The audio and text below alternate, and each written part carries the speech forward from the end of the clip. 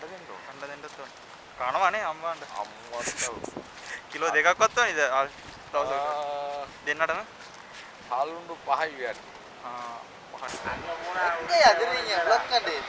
சும்மா போயிட்டு வரோம் அந்த பக்கம் வீடியோ எடுக்குதா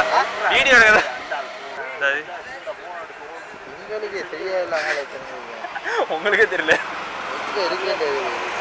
ஒரு ரேஸ் போவோம் ஒரே ஒரு ரேஸ் வச்சுக்குவோம் கொஞ்ச நேரம் நான் எதுவுமே பேசாம வர்றேன் புயல் வேகத்துல ரேஸ் போயிருக்கோம் ஓ டயர் அந்த மாதிரி ஆடுது නියමයි නේ මේක සුද්ධෝන් ඇවිල්ලා ඉන්නේ මේ වගේ තැනට තමයි හොයන්නේ මේ ඉන්න තමයි ඒගොල්ලන්ට ආස இன்னைக்கு பாத்தீங்கன்னா நம்ம ஸ்லோவா போறதே இல்லை இன்னைக்கு ரைட் பாத்தீங்கன்னா சும்மா வெறித்தனமா தான் இருக்க போகுது ஹலோ நீங்க பாருங்க இவ்வளோ பெரிய செலன் மட்டும் ඒක වෙයි වතුරද කොහෙදනේ ඒක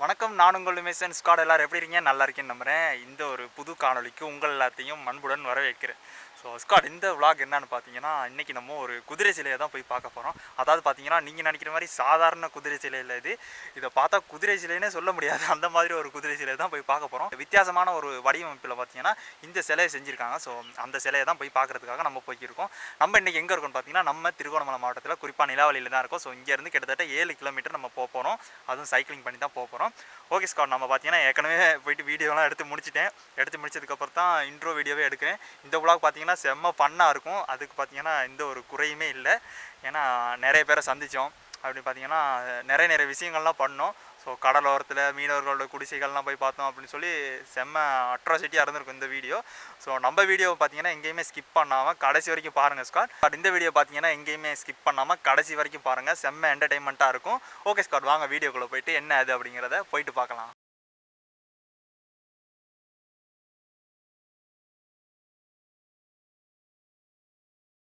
ஓகேங்க நம்ம பார்த்தீங்கன்னா இன்றைக்கி ரைடை ஸ்டார்ட் பண்ணிட்டோம் டைம் என்னாச்சுன்னு பார்த்தீங்கன்னா 12:45 பகல் 12:45 ஆகுது கிட்டத்தட்ட நமக்கு லொக்கேஷன் போகிறதுக்கு 6.8 கிலோமீட்டர் இருக்குது டோட்டலாக நம்ம ஒரு 7 கிலோமீட்டர் இருக்குது அப்படின்னு சொல்லி எடுத்துக்கலாம் ஓகேங்க நம்ம இப்போது ஸ்டார்ட் பண்ணுவோம் பார்த்தீங்கன்னா நம்ம செய்ய வேண்டிய வேலை ஒன்று இன்றைக்கி இருக்குது சைக்கிளுக்கு காற்று அடிச்சுட்டு தான் போகணும் போய்ட்டு காற்றையும் அடிச்சுக்கிட்டு கிளம்பலாம் நம்ம வீட்டுக்கு பக்கத்துலேயே சைக்கிள் கடை இருக்குது அதனால பிரச்சனை இல்லை போயிட்டு நம்ம குயிக்காக காற்று அடிச்சுக்கிட்டு ரைடு கிளம்புவோம்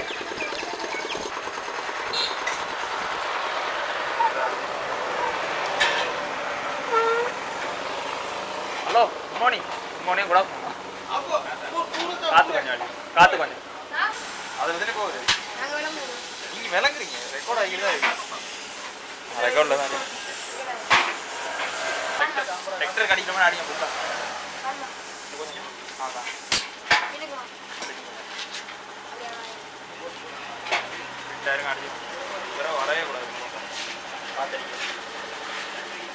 இவ்வளோ நாள் கஷ்டப்பட்டு மேய்ச்சிக்கிட்டேன் ஏன்னா காற்று வரவுனால ஏன் காற்று இறங்குதுன்னு பார்த்தா பெச்சா இல்லைனா வேல்கரலில் பிரச்சனைன்னு பார்த்தா இப்போ வேல்கரலில் தான் பிரச்சனை இப்போ பார்ப்போம் வேல்கரல் மாற்றி தான் இருக்குது மறுபடியும் காற்று இறங்குச்சுன்னு சொன்னால் அது அந்த பெச்சில் தான் இறங்குதுன்னா ஈரம் மாற்றிப்போம் உயர் மாதிரி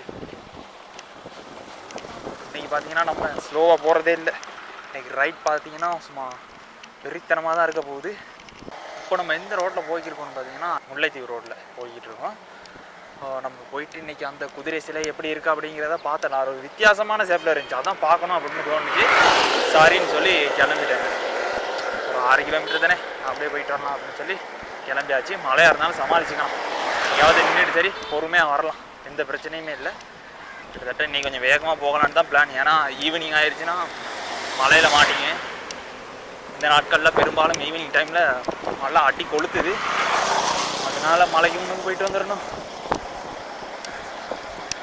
வீல் பார்க்கலாம் தெரிஞ்ச அண்ணா ஒருத்தர் இருக்காரு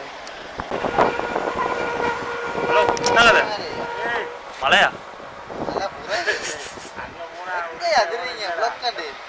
சும்மா போயிட்டு வரோம் அந்த பக்கம் வீடியோ எடுக்குதா வீடியோ பார்த்தீங்களா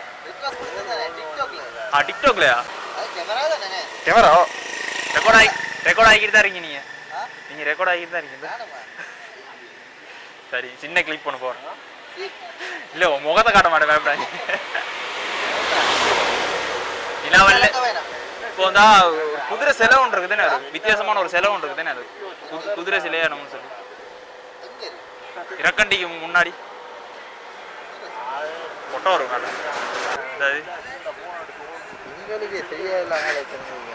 உங்களுக்கே தெரியல, உண்மை தெரியாதா? அப்போ இன்னைக்கு போகிற அதுதான் நெட்டில் பார்த்தே போட்டிருந்தாங்க. அதுதான் இங்கே ஒரு 4 கிலோமீட்டர் முன்னாடி. அது என்ன சைக்கிள் வாங்க போயிட்டு தான் வீடியோ எடுத்துகிட்டு வரோம் அப்படின்னு சொல்லி கிளம்பி. மற்ற நாளைக்கு கொடையில எடுத்துருக்கோம், இன்னைக்கு கொடையை எடுத்துட்டு பேசணும் போமா. பேசணும் இதுலையா? நீங்கள் இதில் வாங்க, ஆட்டோவில் வரும். அந்த மாதிரி தான் இருக்கு. ஒரு ரேஸ் போவோம், ஒரே ஒரு ரேஸ். இதுலையோ ரேஸ் போவோம், ரேஸ் வச்சுக்குவோம். வேணாம் சும்மா தான் சொன்னேன். அந்த பக்கம் போகல, புயல் வேகத்தில் ரேஸ் போயிருக்கோம். ஓ டயர்னு அந்த மாதிரி ஆடுது, பின் டயர்னு அந்த மாதிரி ஆடுது. ஆஹா பக்கலா டயர்.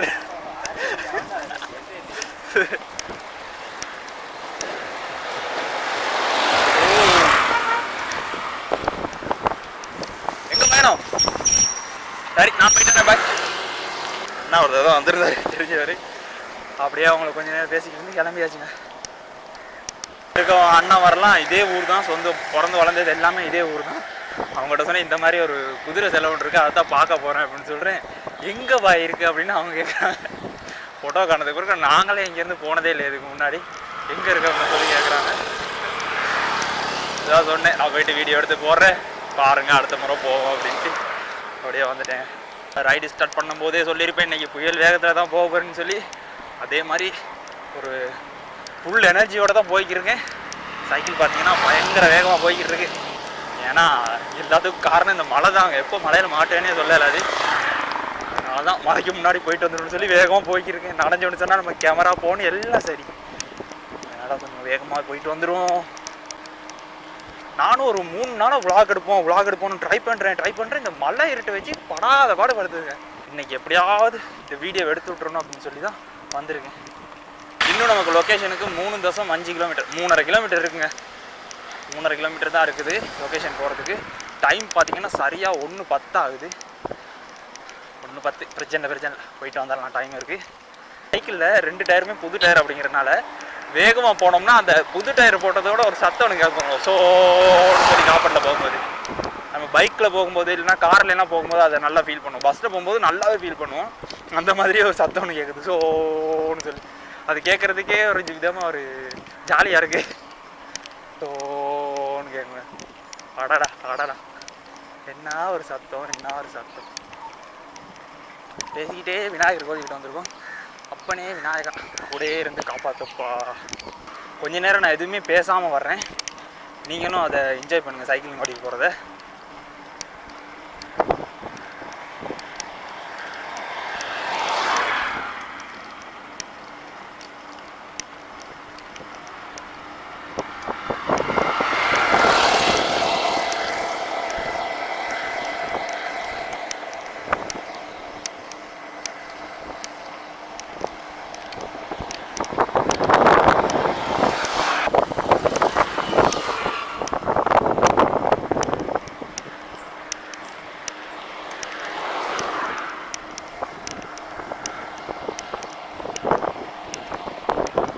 இந்த டயர் சத்தம் தாங்க அல்டிமேட்டாக இருக்குது.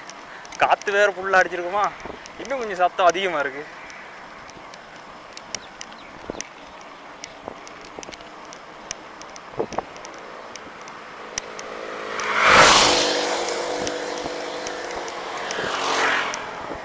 மாடே பிரேக் இல்லை, சும்மா சொன்னேன். பிரேக் இருக்குது, சர சத்தம் கேட்கும். மலையில் கொஞ்சம் நனைஞ்சிச்சு அதனால். ஓகேங்க, இதுக்கு பிறகு பேசாமல் போக முடியாது, கொஞ்சம் பேசிக்கிட்டே போவோம். இன்னும் பார்த்தீங்கன்னா நமக்கு எத்தனை கிலோமீட்டர் இருக்குன்னு பார்த்தீங்கன்னா, லொக்கேஷனுக்கு கொஞ்சம் இருங்க, கூகுள் மேப்பை பார்த்துக்கிறேன். சரியாக 2 கிலோமீட்டர் தாங்க இருக்குது. பரவாயில்ல, 10 நிமிஷத்துக்கு முன்னாடியே போய் ரீச் பண்ணிடுவோம் போல். பார்த்தீங்கன்னா நமக்கு ஒரு 100 மீட்டரில் ரைட்டில் திரும்ப சொல்லுது. அந்த ரோட்டில் நம்ம ரைட்டில் போகணும். ரைட்டில் போய் 1 கிலோமீட்டர் ரைட்டில் போகணும். போகணும் வருதா இல்லை, முன்னாடி போயிட்டே போகலாம். ஃபுல்லாக ரைட்டில் போகணும். இந்த ரோட் தான் கொஞ்சம் இப்படி அதிகமாக இருந்துச்சு. ஓகே, இந்த ரோட் தான். இங்கே வந்து கிராமத்துக்குள்ளே போகிற ரோடுகளில் போனாலே அப்பா செம்மையாக இருக்குங்க. அப்படியே காட்டுக்குள்ளே ரோடு வெட்டி வச்ச மாதிரி இருக்கும். சுத்தமாக என்ஜாய் பண்ணணும். சூப்பராக இருக்கும். அது நிறைய வில்லேஜ் இருக்குது. நம்ம இருக்க இடத்துல நிலாவளியில் பார்த்தீங்கன்னா கிட்டத்தட்ட ஒரு 4-5 இடம் இதே மாதிரி மெயின் ரோட்லேருந்து ஒரு ரோட்டை உள்ளே போகும், நேராக போய்கிட்டே இருக்கும். பார்த்தீங்கன்னா அந்த ரோட்டில் போகும்போது ஒரு வித்தியாசமாக ஒரு ஃபீலாக இருக்குங்க. இயற்கையாக ரைட் பண்ணுற மாதிரி இருக்கும். ஆக்சுவலாக அந்த சிலையை பற்றி எனக்கு ஹிஸ்ட்ரியெல்லாம் எதுவுமே தெரியாது. நம்ம ஒரு ட்ராவலர், நார்மலாக ஒரு பீப்புள் போய்ட்டு எப்படி ஒரு இடத்த போய்ட்டு விசிட் பண்ணி பார்த்துட்டு வருவாங்களோ அந்த மாதிரி தான் நம்ம விசிட் பண்ணி பார்ப்போம். ஹிஸ்ட்ரியெல்லாம் சொல்வேன்னு எதிர்பார்க்காதீங்க, பெரும்பாலும் சொல்ல மாட்டேன். மேபி நமக்கு தெரிஞ்சது ஏதாவதாக இருந்தால் அந்த விலாகில் அப்படியே சொல்லிட்டு போவேன். அக்கா இப்போ கொஞ்சம் வேகமாக போகலாம்.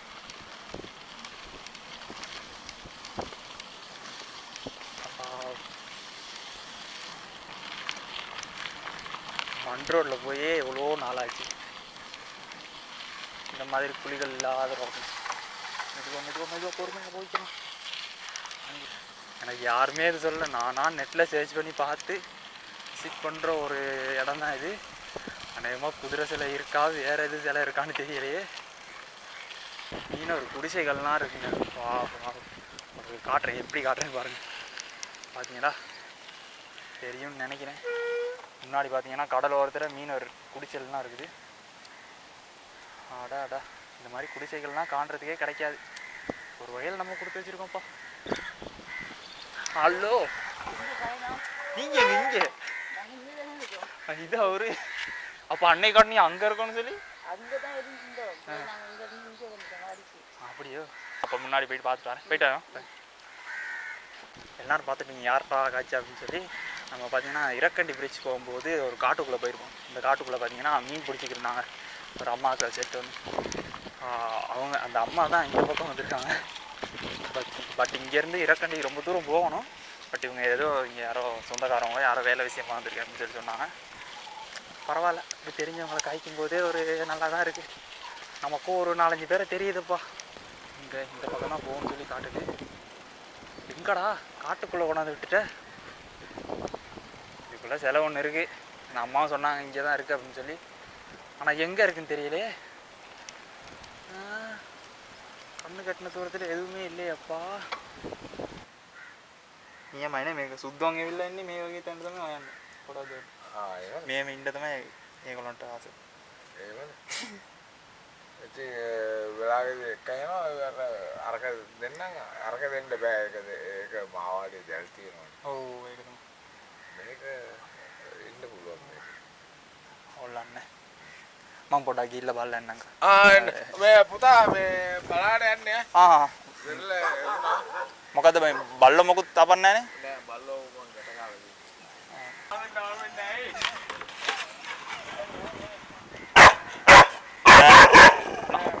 නබ්බෝ මරණ බය. එපොත් ඉවර. මම මෙතන ගලා ආදාද ඉන්නේ. පොරල ආදාද ඉතියේ. ඔව්.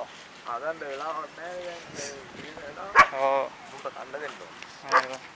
වෙලා ටයිම් එකට කන්න දෙන්න ඕන. කන්න දෙන්නත් ඕන. කනවනේ අම්මාන්ට. අම්මට කිලෝ දෙකක්වත් ඕනේද? දවසකට දෙන්නටම හාලුණ්ඩු 5යි වියත්. 5යි. එතකොට කිලෝ එක කිලෝ එකට වැඩිනේ. වැඩිනේ. කාමාරක් විතර වගේ. අපෝ වැඩි. ඒත් කාමාරක්කට වැඩි. දැන් උදේට කන්න දුන්නා. උදේට පාන් දුන්නා. පාන් හතර දෙන්නට දුන්නා. ආයෙත් පත් දුන්නා. මම දැන් උයනවා. ஓகே. இப்போ பார்த்தீங்கன்னா நம்ம அந்த சிலையை பார்க்குறது தான் வந்து அது காட்டுக்குள்ளே தான் போகணும் கொஞ்சம் தூரம். நம்ம பார்த்தீங்கன்னா மீன் பிடிக்கிற வாடியில் ஒரு அண்ணன் ஒருத்தர் இருந்தார். அவர் பார்த்தீங்கன்னா ஜாய் இல்லை. ஸோ இவரோட தான் இவ்வளோ நேரம் பேசிட்டு வந்தேன். சிங்கிள் அண்ணன் ஒருத்தர் தான். அண்ணன் சொல்லக்கூடாது, கொஞ்சம் வயசு தான், ஒரு அங்கிள்னு சொல்லலாம். அவரையும் கூட்டிக்கிட்டு அவரை போசனே போங்க அப்படின்னு சொல்லி சமைச்சிக்கிறீங்க அப்படின்னு சொல்லி சரி உங்களுக்கு காட்டுறேன் அப்படின்னு சொல்லி என்னையோட வந்துக்கிட்டு இருக்காரு. போயிட்டு பார்த்துட்டு வருவோம் என்ன மாதிரின்னு சொல்லி.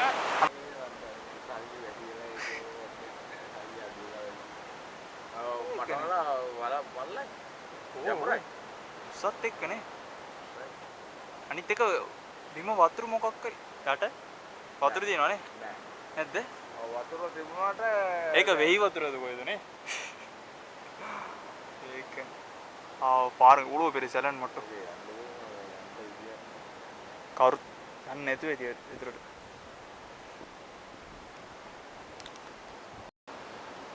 ஓகேங்க, இப்போ பார்த்தீங்கன்னா நம்ம அந்த குதிரை சிலையை பார்க்குறதுக்கு வந்துட்டோம். நானே ஏதோ சின்ன சிலையாக இருக்கும் அப்படின்னு நினச்சி தான் வந்தேன். பட் பார்த்தீங்கன்னா உண்மையாலுமே இது ஒரு வெயிட்டான ஒரு சிலை தாங்க. பார்த்தீங்கன்னா எப்படி இருக்குன்னு தெரியும். அப்படியே கற்கள்லேயே தூணை வச்சுருக்காங்க பாருங்க. இது தனி கல் பார்த்தீங்கன்னா எங்கேயுமே ஜாயிண்ட் பண்ணியெல்லாம் இல்லை, தனி கல்லையே அப்படியே ஒரு இது மாதிரி எப்படி சொல்கிறது என்ட்ரன்ஸில் மாதிரி இதை வச்சுருக்காங்க. 6 கல் இருக்குது. மேலே போனோம்னா குதிரை சிலை இருக்குது.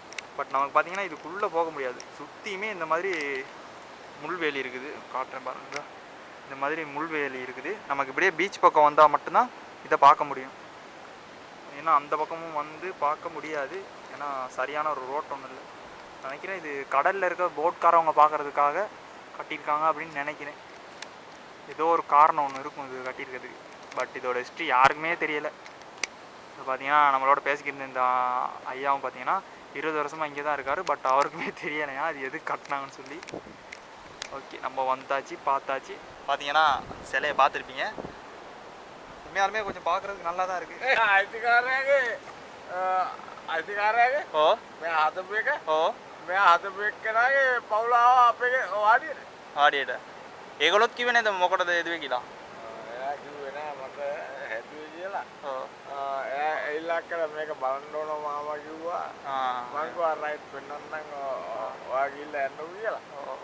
බෑ තනියම යන්න බෑ කිව්වා. මම එන්නම් කිව්වා ඉස්සරහට. එහෙනම් මම යන්න ඔයා යන්න කිව්වා. அதான் பார்த்தீங்கன்னா என்ன சொல்கிறாங்கன்னா, இது கட்டினவங்களுடைய குடும்பங்க வந்து கொஞ்ச நாள் வந்து வாடியில் வந்து இருந்திருக்காங்க. நான் சொன்ன ஒரு குடிசை மாதிரி மீனவர்களுடைய இது.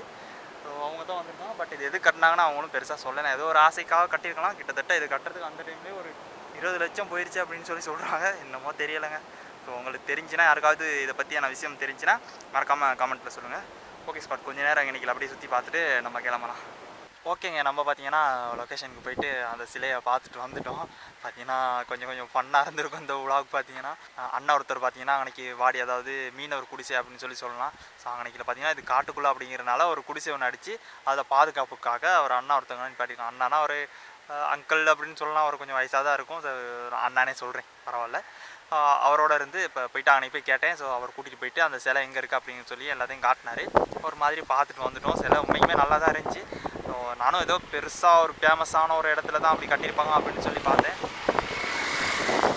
பைக்கில் 2 பேர் போனாங்க. ஓகே, அதை விடுவோம். என்ன சொல்லியிருந்தேன், பெருசாக ஏதாவது ஒரு முக்கியமான ஒரு ஸ்பாட்டில் தான் அதை கட்டியிருக்காங்க அப்படின்னு சொல்லி நினச்சேன். பட் பார்த்தீங்கன்னா அது ஒரு தனிப்பட்ட ஒருத்தருடைய ஒரு இடம். அது அந்த இடத்துல கடலோரம் அப்படிங்கிறதுனால அன்றைக்கி ஒரு சிலை ஒன்று கட்டியிருக்காங்க. அது ஒரு அழகுக்குன்னு சொல்லலாம். இல்லைனா அவர் இன்னொரு 20-30 வருஷம் கழித்து பார்த்ததுக்கு பிறகு அது ஒரு ஞாபகார்த்தமாக இருக்கும் அப்படிங்கிறதுக்காக அது சும்மா கட்டியிருக்காங்க. பட் அதுவுமே பார்த்தீங்கன்னா கரையிலேருந்து பார்க்கும்போது செம்ம அழகாக இருந்துச்சு. அந்த வீடியோ நீங்கள் பார்க்கும்போது உங்களுக்கு தெரிஞ்சிருக்கும். உண்மைக்குமே சூப்பராக இருந்துச்சு. கிட்டத்தட்ட எப்படியும் ஒரு 10-15 அடி உயரமாக இருக்கும் அந்த சிலை. ஸோ அதெல்லாம் பார்த்துட்டு ஒரு மாதிரி அவர்கிட்ட கொஞ்சம் நேரம் அப்படியே பேசிக்கி இருந்துட்டு அவருடைய வாடியில், அதாவது அவரோட குடிசையெல்லாம் போயிட்டு பார்த்துக்கிட்டு அப்படியே நாய்களோட கொஞ்சம் அப்படியே விளாண்டுக்கிட்டு ஓகேன்னு சொல்லி அங்கேருந்து கிளம்பிட்டேங்க. இப்போ பார்த்தீங்கன்னா நம்ம வீட்டுக்கு தான் போய்கிட்டு இருக்கோம். ஜஸ்ட்டு ஒரு 7 கிலோமீட்டர் தான் வீட்டுக்கு போகணும். அதை நம்ம ஈஸியாக போய் ரீச் பண்ணிடலாம். மறக்காமல் இந்த வீடியோவை லைக் பண்ணி நிறைய பேருக்கு ஷேர் பண்ணி விடுங்க இந்த வீடியோவை. அது மட்டும் இல்லாமல் நம்ம சேனலுக்கு புதுசாக யாராச்சும் வந்தால் சப்ஸ்கிரைப் பண்ணிடுங்க ஸ்கார். ஓகே, நான் இந்த வீடியோ பார்த்தீங்கன்னா இதோட எண்ட் பண்ணிக்கிறேன். நம்ம சேனலில் உங்களுடைய ட்ராவலிங் லவர்ஸ் நிறைய பேர் இருப்பாங்க, அவங்களுக்கும் ஷேர் பண்ணி விட்ருங்க ஸ்கார். அடுத்த ஒரு சூப்பரான வீடியோவில் வந்து உங்களை சந்திக்கிறேன். நான் உங்கள் ரமேசன்.